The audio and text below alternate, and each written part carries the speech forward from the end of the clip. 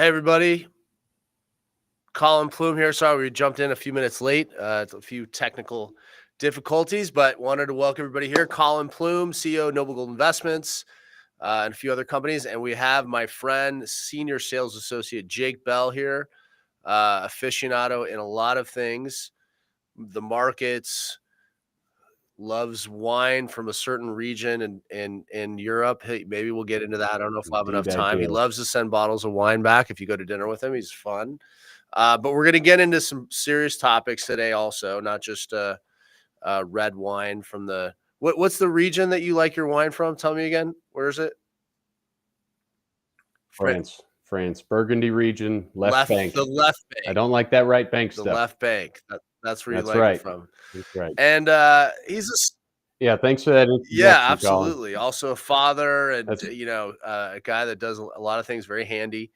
But we're going to talk about the markets, and I know you've been chomping at the bit here, Jake, to kind of talk about what's been going on. So we're going to go over Buffett, a million things, exciting things. Obviously, we're going to discuss what's going on in Fort Knox.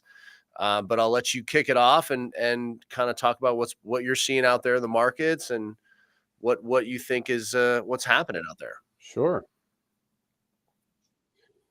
Well, I kind of want to start from an odd angle, right? I know that this is a financial conversation, and I'm really excited to talk about some different statistical things, including what's happening with Buffett and all the cash reserves he has set aside right now. But what I keep circling back to, this narrative, the storyline that I'm seeing is an inflection point that we're seeing as a country.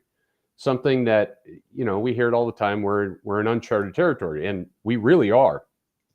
And so I'm going to try and stay financially focused, but it is going to start from a political perspective and maybe even greater than that, maybe even zoom out a little bit further. And well, there's a balance to this world. And I think that's undeniable. It seems to be a fact of life. And there's a poetry. And one of the things that I'm experiencing is I do believe we're going through a secondary American Revolution. Hopefully, it's not going to be bloody. Hopefully, it's not going to be one with bullets, but it certainly seems to be a financial one. So I guess my first claim that I'll make to you and to our audience is that I think the most historic and chaotic events are still out in front of us. And that's kind of a crazy notion on its own, because we've been so much. Yeah. Right. And I mean, just going back the last 4 or 5 years and the news cycles and the political stuff, I still think that the apex is out in front of us. We are still in the overture. The crescendo has not even begun yet. And my opinion has really changed in the last 2 months, right? I'm going to try and keep my personal opinions out of this, but, I've been a conservative leaning person for my adult life. But I've been very reserved looking at what's been happening politically over the last 4 years. I've been leaning in one direction, but I have this internal dialogue that keeps dialing me back. And all of that's the chains have been broken free. What happened as soon as Inauguration Day and how this administration hit the ground running and what's been brought to light so far, it's just blown my mind. And that's what I really want to talk about today and try and make sense of that and try and read the tea leaves moving forward. So again, I guess I'll just keep rolling with this, but I have a new opinion and new financial goals accordingly. I think all of us are interested in growing our wealth, obviously. My goal for the next 2 years is not to lose it. And that has just shifted recently. And I'm very, very concerned. And I think a lot of the stats that we're going to cover today are going to bolster my concerns. But my goal right now is to not lose my ass over the next 2 years. That's basically it. So did you want to cover some of what Buffett? I mean, it does probably go along with what you're saying. Yeah. I mean, I think Warren Buffett has been selling precipitously of major stocks, a lot of bank stocks. He's been selling Apple.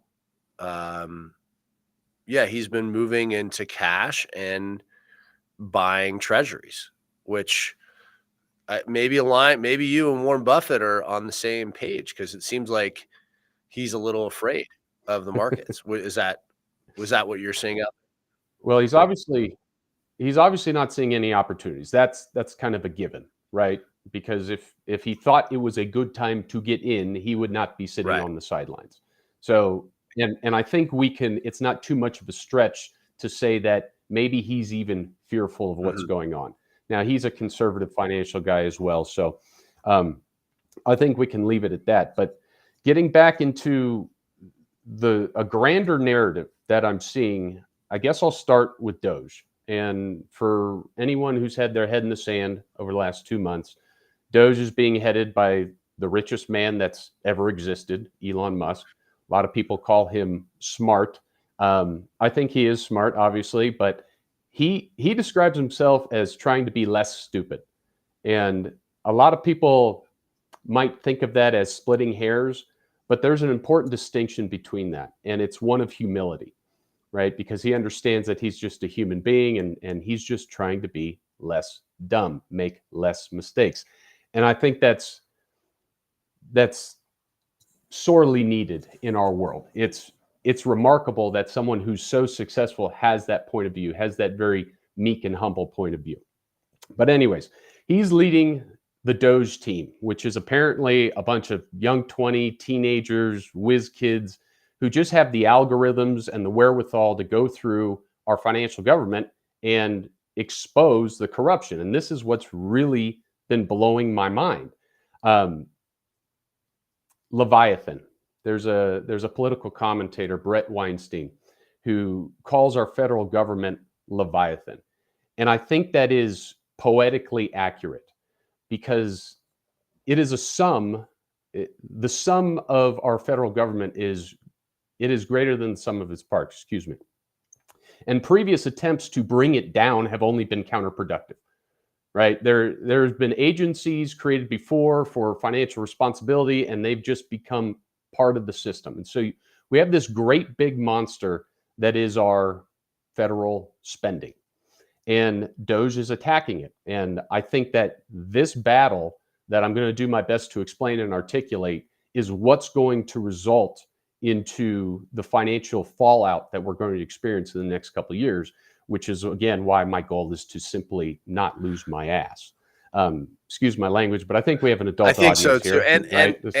to add to your point about agencies created to cut back, I personally have been on a few boards of different nonprofits, and anytime there's like, okay, well, let's look at that issue. Maybe there's something we need to do there. There's always a committee they come up with a committee to, instead of the people in the room that actually are the ones that there's always another committee.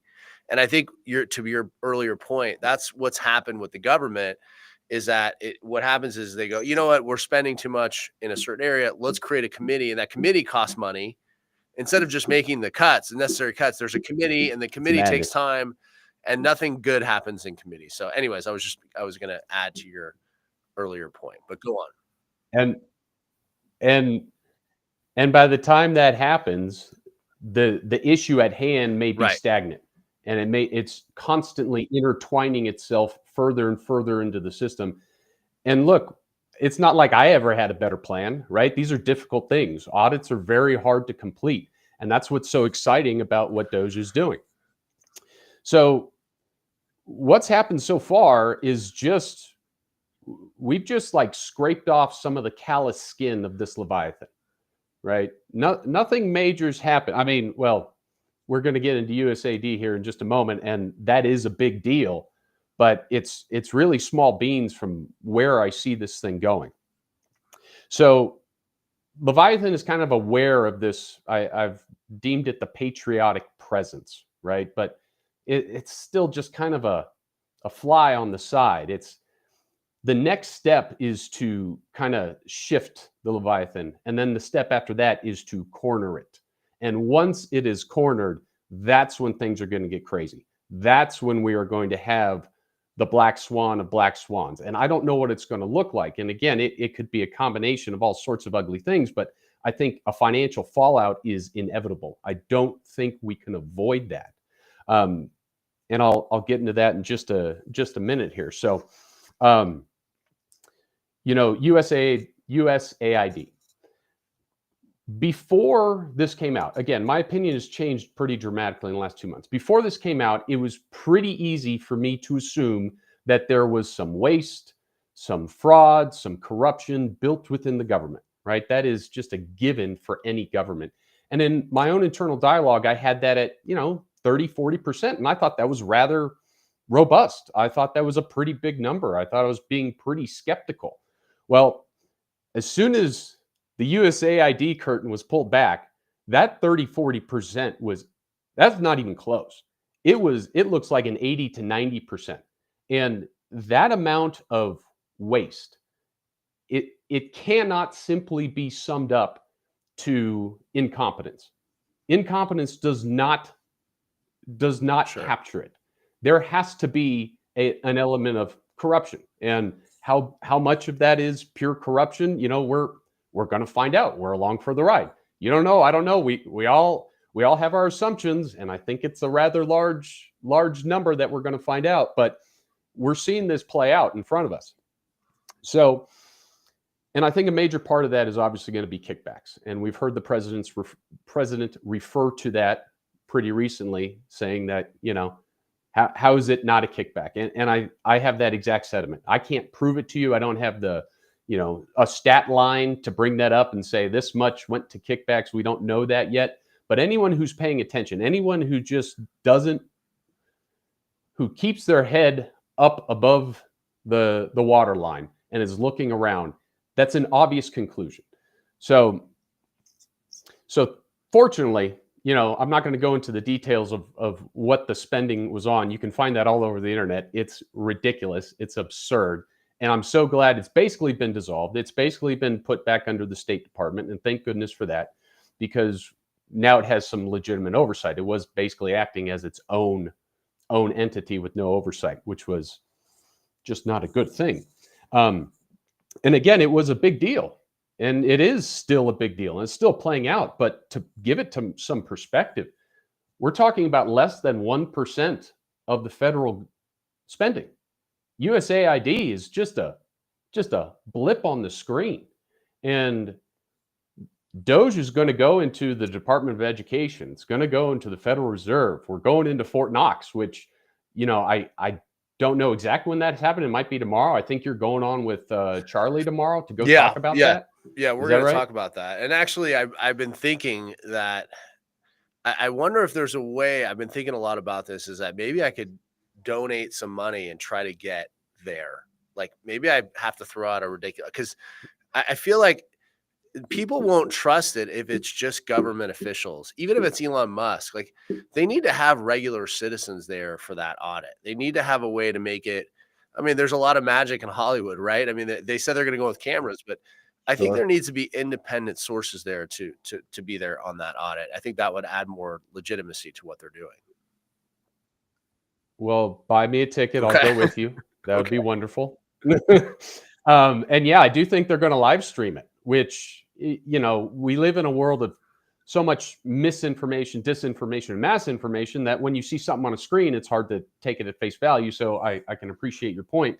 And I think that, but then again, who's to say anyone's the public, right? There's skepticism with anything. So I think a live stream would be real interesting. And if they go in and those vaults are empty, right? I don't know what it looks like in there. I can't conceptualize it, but there's a chance that we don't have any gold sitting. I'm happy to sponsor. Right? I'm happy to sponsor the live stream in case it comes up. If anyone's listening, I'd be happy to be involved in that. And listen, we know a lot about gold, right? So we do. But you're right. Yeah. What if there's no gold there? Obviously, that's the big concern for a lot of people. Well, again, I'm trying to make sense and make this a coherent argument, but this is going to be about gold at the end. And obviously, if there is no reserves or a fraction of what's expected, that is going to be a huge driver of this market. We are well aware that one of the reasons this is a valuable investment is because it's rare. There's just not a lot of it. And if all of a sudden X amount of the world's supply is missing, then I'm trying to hold back from cursing, but things are going to go bonkers.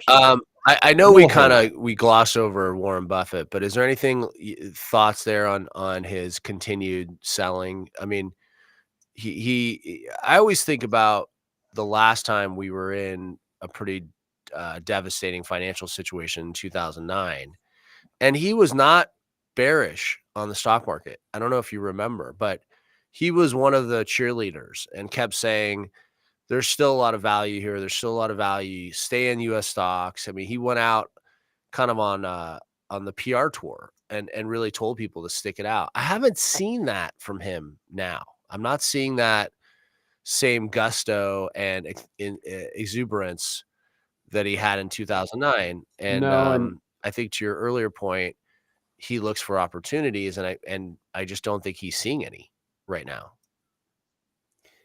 He's clearly not seeing any opportunities, but he's also in a different position, right? Because he's managing a lot of money, money that, you know, I can't even comprehend, right? The amount of money that I forget the stats, but the taxes he paid was like 5% of all the taxes in the United States, or 5% of the corporate tax maybe. But he's such a big piece of our puzzle that he's got to be able to think of it a little bit differently. And I'm trying to piece this together for myself and my family. And that's really where I think our audience is going to be focused as well, is because what are you going to do? You're not going to be in the position of Warren Buffett, and he's going to have restrictions and opportunities that we just won't be able to comprehend.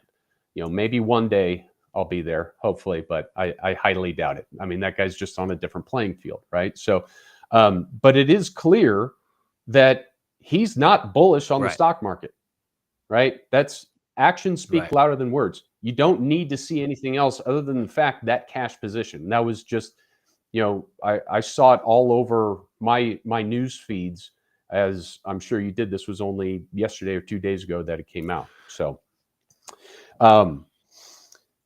you know, going back to this Leviathan and trying to paint this bigger picture of what's going on, is my next claim is, I think everyone would agree with it, is that if you agree that the Leviathan exists, that this is a sum, it's bigger than the sum of its parts, it's not going to go quietly, right? It is going to be a big, ugly fight down to the dirty end. And, you know, I'm really enjoying our new White House press secretary, Caroline Levitt.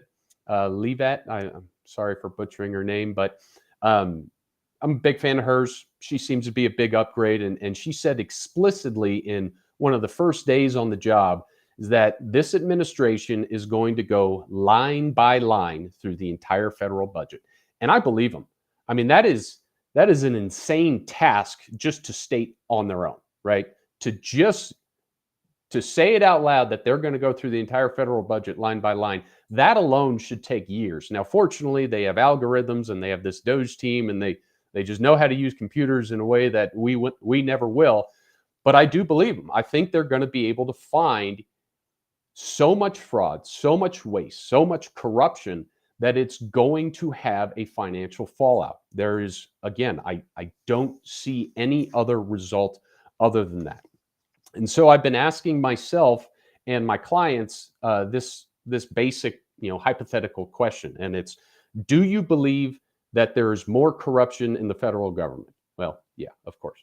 Do you believe it's going to be exposed? Do you think DOGE is going to be able to do what they say they're going to do? And so far, I have no reason to doubt them. So far, my answer is absolutely yes. I think they are going to be successful in their endeavors. Well, if you believe those two presuppositions, then you're also believing to the third one, which is that our entire financial system is about to be uprooted. You can't have one without the other. If you're going to go into the world's finances, right? Because we're the United States, we're at the epicenter of the entire financial everything. And if we're going to go into that and everything's going to be shifted and uprooted and reworked, well, that is going to have dramatic financial impact through everything. Those dollars that are going to be discovered to be wasteful or fraudulent or of corrupt nature, or even just ideological spending that is no longer on this administration's table. All of that's being pulled out. Now, I think it's going to be repurposed. I think all of this is a net good. I think we are going to flourish as a nation for several decades to come. But that's going to come with the preceding couple years, which I think is the next couple of years right in front of us. I think we're on the doorstep of it. And that is going to be there's no avoiding the chaos. There's no avoiding the financial fallout that's going to result from everything just being unplugged, pulled out. So uprooted is the word I keep using. And I believe that what's been done in the dark is going to be brought to light. And I know this is starting to sound bad and it sounds big, but it's not a doom and gloom statement. It really isn't. It's an optimistic statement. I think it's what's needed. It's the story of the Phoenix. Well, when you have all this waste, and whether you're viewing this personally or as the Leviathan, when you have all this excess, it needs to burn off. And that burning off is a painful experience, and there's no avoiding it. And from that, we get the Phoenix metaphor. We will rise from the ashes. Again, I'm a patriot. I'm optimistic. I think we're going to make it past this point. I think the hardest part is behind us, but I think the most dramatic events are in front of us. Yeah, and I think I like to look at and I love your theory about what's happening, and I think that what I look at too is with the economy, with what's happening, is there's the headlines, the big stories, and then there's the charts and graphs that back up what you're basically talking about. And one thing I wanted to get your comment on is there's this fear greed index. And you're sort of saying that there's going to be a fallout. And this chart is basically, this is the fear and greed index. This is what people believe based on 7 indicators. There's stock market behavior, momentum, price, put and call options, junk bond demand, market volatility. This is a recent chart of what the feeling is out there, coupled with the fact consumer confidence came out today much lower than what people believe. So do you think this is the market is sort of believing what you're saying, that they're concerned about some kind of correction? Because we haven't seen this extreme fear before. And so certainly, are you sort of indicating that some of this ripple effect there will be an exposure of entities that control or are receiving a lot of wealth from the government, and that will have a trickle down effect to some of the markets? Is that something that throwing out there? Absolutely. And I got some siloed, very small scale examples, which I'll get to later. But we saw the VIX, the volatility index in the stock market, jump. It was like 30 percentage points yesterday, something dramatic. And that's happened before, but it's still not a good thing. You can't look past that. And what I think is happening with market sentiment is I think we're all kind of shell shocked, right? Because the news cycle for, go back as far as you want, but the news cycle of the last couple of months has just been nonstop. I think the average investor kind of feels like Rocky Balboa in round 10 versus Ivan Drago right now. Like, we are just bewildered. We have just been beat to crap by all of this stuff. And, how do you make sense of anything? And I think that's causing a lot of people to sit on the sidelines. Absolutely. And, we've helped our clients for several years, but I think there's this, it's a little back and forth in my own internal dialogue, because if people really were that scared, then I think they would have made this move into precious metals already. I think they are more bewildered. Absolutely. Yeah. Right. I want to dive more into the Leviathan, but I want to get to something real quick here. Let's get to, we're going to get into Charlie real quick, and then we're going to there's some questions from YouTube that we're going to get into. So let's get into Charlie. With the stock first, market at record highs, are you confident your portfolio can weather the next big downturn? Market corrections are quick and unforgiving, wiping out hard-earned gains in an instant. Smart investors know the key to financial security is diversification. That's why Noble Gold Investments makes it easy for Americans to help hedge market volatility and diversify their investments with gold. Since 2010, central banks have steadily increased their gold reserves, and in 2024, gold prices soared over 25%. Gold is simple. You buy it, you own it, you control it. With over $2 billion in precious metal sales, Noble Gold Investments has helped thousands of investors diversify their portfolios with gold IRAs and physical gold. And now, when you open a qualified account, Noble Gold will gift you 5-ounce silver America the Beautiful coins as a thank you. Don't wait for the next downturn to catch you off guard. Visit noblegoldinvestments.com today and see how easy it is to incorporate gold into your investment strategy. That is noblegoldinvestments.com, noblegoldinvestments.com.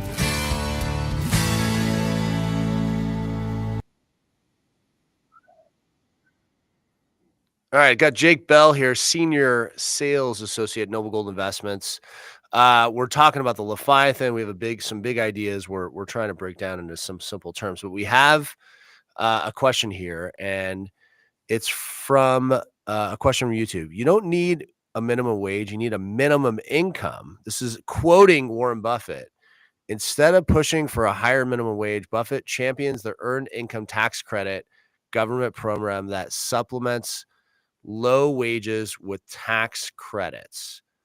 I think later he sort of dives into that he wants to pay people at least $15 an hour, which is about $31,200 per year. What are your thoughts on this idea, Jake? Well, California tried it first, doesn't seem to work, right? It's something that may have short-term benefits, but when you're just increasing the money supply, it's not going to do anything to improve living standards for anyone. It's like when these stimulus checks, when the trajectory that this precious metal market is on right now started as soon as we started printing stimulus checks in 2020, right? As soon as free money started going out the door, that put precious metals into this bull run stage. Now, of course, there's a delay, and I wish we would have seen it a little quicker, but I mean, there's an argument. I've heard arguments. Yeah, I mean, it's interesting. I remember in 2020, for a very short amount of time, because people couldn't go out, credit card debt actually dropped. There was a short time period for about a year that credit card debt was going down. And it was because people weren't going out and they sort of like got back to their roots. But actually that idea that the government was giving money, actually, I think people in their mind thought it was just never ending. And so once it opened back up, the government stopped giving money. Credit card debt now has actually soared to a level we've never seen before. So we train them to accept this money, and now we're in a position where one of the richest guys in the world thinks we should do it again. And I think probably his intentions are noble, except that the idea is that when you create all this stimulus out there, in the long run, it doesn't benefit anyone. And I will tell you, from someone that I know, people that grew up on kibbutzes in Israel, which a kibbutz is a communal living environment for people. They have them in different places, but they have them in Israel. And my experience with that and people that have lived there is that it was noble in the 60s and 70s, and everybody would work. But in recent years, what ended up happening for friends that I know that lived in this environment is that you had the top 20, 30% that worked. And the other one, the young kids, would just say, well, I'm just getting money, I don't need to work. And they wouldn't work. And so this kibbutz idea, which is a noble idea, which I think Warren Buffett's idea is probably noble intentions. In the end, you just have the 20, 30% doing all the work, and it creates a dissension between people. And so I think that's the problem. Another question we have on YouTube is, what if Trump actually gives everybody $5,000? Do you think that would be a good thing or a bad thing for us? So I see. Isn't it inflationary? Well, if I think there's an extra layer. I think our audience member there made an A to B correlation, and I think there's an extra step in there. And that extra step is that the government isn't creating that $5,000. That $5,000 is coming from taxes that were already paid wastefully or fraudulently, however you want to find it, through what DOGE discovered. I believe they're referring Right. to the DOGE tax credit or whatever, however it's being named. But that's not $5,000 that's being reprinted or reborrowed or It was or our created money out of thin already. air, which is what we've seen over the last several years. It was already Right. in the system. It's just being shifted from wasteful government spending back down to individuals. Hey, you use it to better your life. Could that have an inflationary effect? Yeah, I mean, there's an argument to be made there. I don't think that's an incorrect statement, but I don't think it hammers down the essence of what that is. And again, the difference, where I disagree is in the fact that where the money is Right. coming from. It has already been taxed, and then it's just being Yeah. repurposed. No, I hear you on that. Let's keep moving this forward. Let's talk about Bitcoin. Let's talk about what's going on with Bitcoin. What's going on there? You have a chart on Bitcoin you want to dive into? You're into Bitcoin. You're talking. Took a Is this what's happening? With took a it beating took today. a beating. Look at that. Took a beating today, and Bitcoin. I do see crypto as an inevitability. I see it as a way of the future. The blockchain technology underlying that, some of the tea leaves that I've been reading, RFK and Elon and Trump have all talked about making our government more transparent. And by putting everything onto a blockchain, anyone could see where every dollar of our federal spending is going to. So something like USAID would never happen again. And that I think aligns with this administration's goals.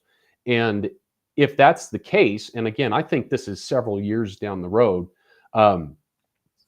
but the adaptation of the US government using blockchain technology is going to be exponentially huge for the crypto market. And of course, Sure. Bitcoin is the gold standard of the crypto market. So if I don't think I'm saying anything, if you own Bitcoin, you're in for the ride. Absolutely. Right. Yeah. Whatever it is downturn today, like That's part of the game, right? There's people probably saying it's a buying opportunity part of the game. today, and they're jumping in. I will say that's why part of my concern has been this reserve idea of having Bitcoin in reserve. I don't think you can only have Bitcoin in reserve. I think you got to have other assets, and I do think that part of this audit of gold will trigger buying of gold, right? I think that's the next step for us as a country. Well, we have some. I have a slide for later when I get to it, but it's not just us, right? It's been. I think the stat that I read was it's been 3 consecutive years of over 1,000 tons of gold purchases by central banks around the world, and that's never happened before. And that's, if you're wondering if gold or silver is a good investment, if you saw that stat alone, that part of your portfolio needs to be in precious metals just by understanding that, right? That is the definition of smart money. If they're doing it, why aren't you doing it, absolutely. Right? Yeah. So, I think you have, so what have we so far? Let's just kind of wrap what we've talked about so far. We have Warren Buffett getting into cash. We're talking about DOGE and efficiency. We've kind of tapped into some of the fear that's happening on the stock market. Let's talk about just a stock chart. Let's look at let's look at stocks where they're at, in terms of where they're valued today. Let's look at this chart here. So this is an interesting chart that combines a lot of the important valuation metrics. My favorite is PE and forward PE, which is again just a valuation. And for those who don't know, a lower PE ratio for a stock is a better value. It has to do with price per earnings. And so simple division, you get PE ratios. And this has more than that. But this is adjusted for inflation, stock market sitting at valuated all-time highs. Obviously, the numbers always go up. That's not what this chart is showing. It's in relation to the underlying value, which is the fundamentals under stocks. It's at an all-time high. And that's, I mean, you can see by the chart, these things, all-time highs don't just stay up there.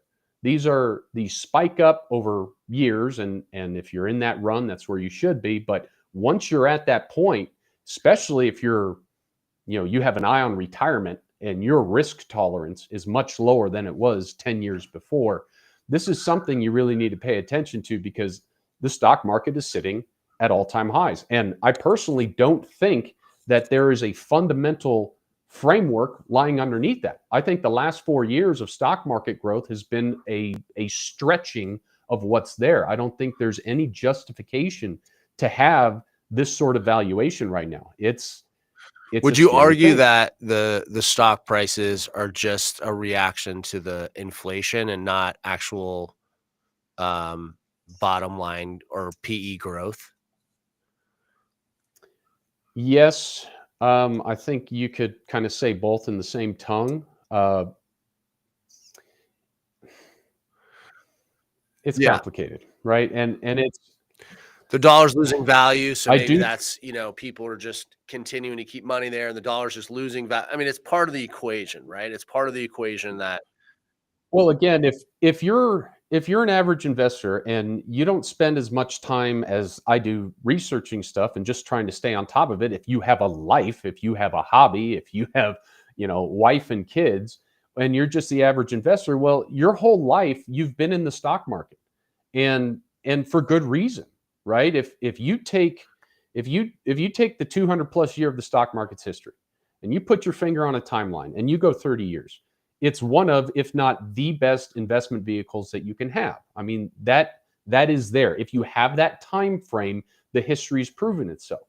And so if you're 40 years old, you've been working and you've started your portfolio 15 years ago, whatever it is, you haven't had to think about it. And maybe you don't think about it. Maybe you don't have the appetite for it. And so you just don't know better. But once you start to get some perspective, once you start to add in some different angles of analysis, it's just an inevitability. And again, with this conversation I'm having with what's going on in our federal government and this repurposing, this reworking, this uprooting that I see taking place right now, it's just a terrifying place to be. And we can assume that bigger players are seeing the same thing. But I want to do a quick history lesson to give some perspective, right? The last major issues in the stock market, setting aside the COVID, because that nosedived, but it bounced right back in a month or two. And I think that was due to all the inflated money, right? Just the printed money keeping it going. And we're still living in that. Right? We're not past the COVID hurdle. Now it's old news at this point, but it's still working its way underneath everything that we're seeing financially. But 2008 was the world financial crisis, and it really was a big deal. It was a world financial crisis. Well, what happens with these crises? I'm trying to make the simplest argument for what it actually was. And basically what it was is a liquidity issue. Right. And it's because we have such a debt-driven economy, right? If I have $1, I give it to you, I'm getting interest off you, you do it with the next guy, the next guy, the next guy.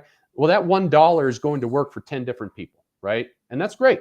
That's great. And as long as the system is not over leveraged, that is why our system generates so much wealth until it gets over leveraged. And I was listening to one of our competitors the other day, and so I'm not going to drop his name, but he had a great stat, which why I gave that prelude to this stat. The world economy is comprised of roughly $115 trillion. And so I'll ask our audience real quick, if you want to type it in, of the $115 trillion world economy, how much do you think is debt? Is tied into debt, is borrowed, is leveraged, is lent out? You guys have any guess, either a percentage or a number? Because I'll give it. Colin, you want to guess? First, I want to acknowledge there's some people in the chat. Andrea, Kenshin, Thelma, thank you for joining us. Thank you for the questions. We're trying to get to your questions. What is our debt out of the 115 trillion? I would say, I don't know. I'm going to take a guess of 30%. Anyone else? I'm not seeing anything in the chat, but so I'll answer it. 88%. 102 88% trillion of the 88%. of our world economy So- is debt. Wow, that's an astonishing, kind of scary. That's a scary number. Kind of, yeah, makes you want to change your pants Yeah. real quick, right? And so this is when you hear us talk about gold, and one of the things that I've heard you say repeatedly, and because it's true, is that there is no debt behind Right. gold and silver, right? It is a tangible asset. You own it. That is the point of the precious metal investment, is it makes you your own financial Right. sovereign. It detaches you from any one economic system. It puts you above any one Correct. economic system. And so when you start to understand that, debt again is a good thing. It's not all bad. And this kind of ties into why we got off the gold standard. And we talk to a lot of people all the time who say, oh, we need to get back on a gold standard. And I understand that perspective, but we can't. The flexibility, there is no flexibility with having that traditional gold standard. Now, I do think there is a world where there's some hybrid with some sort of reserves backed. And again, it's going to involve Bitcoin and gold and all that. But the original gold standard has a Jekyll and Hyde nature to it. It allowed us to have a lot more flexibility, leverage, grow. A lot of people have benefited from it, but it also put us on a path of inevitable kind of implosion. Right. And that's sort of the name of the game. And so while things are moving appropriately, while the players within the game respect the underlying rules, then it's a good thing. And of course, over the last 4 years, I don't think the players have respected the rules. I think it's been from every angle, it's been over leveraged and stretched out. And when you realize how much of the world economy is debt driven, it's a scary thing. And I don't think that's sustainable. I don't think 88% no, sustainable. Absolutely not. I could be wrong. I agree with you. Right there, but how is that fundamental? How does that work in any sort of duration? And so when you start piecing these things together, it's a pretty scary conversation. So again, the importance of precious metals is you detach yourself from all that. All of a sudden, that debt doesn't matter to you. And when things hit the fan, not only are you protected, but that's when it goes up. And of course, we've been in the bull run for the last year or so, and I think this bull run that we're in is simply a result of the previous administration's financial policies, right? And absolutely. And again, that quick question, Jake. Don't mean to interrupt the Leviathan, but we got a question from the audience. We will close this question. No, we're not going to close. We have a few more minutes. The alternative. What is the alternative to stocks? This is from Kenshin. Safe but high yield. And I will answer this because this does go along with my next point. First, this is the thing that I would say the biggest investment advice I would give to people is that there's always risk in any investment. There is times where there's less downside risk than other times. We showed a chart of Bitcoin, right? That market is volatile. That you're going to see that. And that has a place. That kind of volatility, that kind of speculation has a place. But I think that if you ask very seasoned investors that have a lot of uncorrelated investments, they diversify with uncorrelated investments. And many of these investors are highly risk averse. Billionaires, highly risk averse.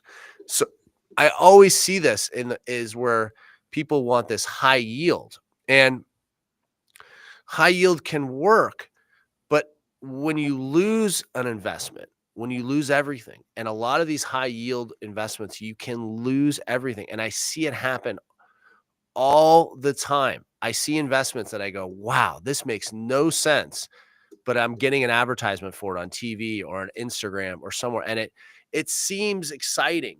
But when you have other investments that do okay, and then you have one go to zero, you will lose all your profit.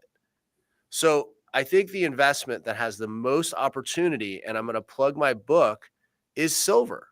Silver is the opportunity right now. If you look at the charts, you look at the US Treasury. US Treasury, everybody talks about gold to silver ratio. The US Treasury has last year they bought 400 million plus in silver and 100 million in gold. They're doing more silver than gold. And I talk about this a lot in my book, is there's so many uses of silver that people are not aware of. And one of the biggest ones is the government and the military.